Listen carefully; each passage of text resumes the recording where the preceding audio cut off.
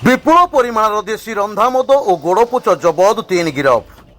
बालेश्वर अबकारी अधीक्षक श्री मनोज कुमार सेठी निर्देश क्रमे सोर आदर्श अबकारी थाना भारप्राप्त अधिकारी श्री प्रहलाद सामल और स्टाफ मानक नहीं गठित एक स्वतंत्र टीम द्वारा सोर थाना अंतर्गत नुआगाँ कंधसाई गोपीनाथपुर और पुरुषोत्तमपुर ग्राम चढ़ाऊ कर 345 लिटर देशी रंधामद सहित 3200 लिटर गोड़पोच जबत कर सहित गोपीनाथपुर ग्रामर लक्ष्मण जेना और मिनती जेना एवं पुरुषोत्तमपुर ग्रामर सुमित्रा मल्लिक को गिरफ्त कर कोर्ट चालाण कर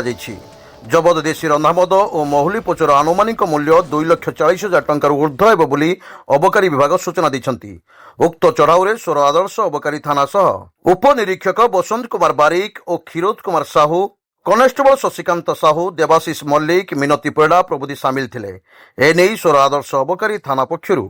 4 गोटी मामला रुजु कर बालेश्वर बनमाली महाकुड़ रिपोर्ट स्वतंत्र ओडिशा लाइव।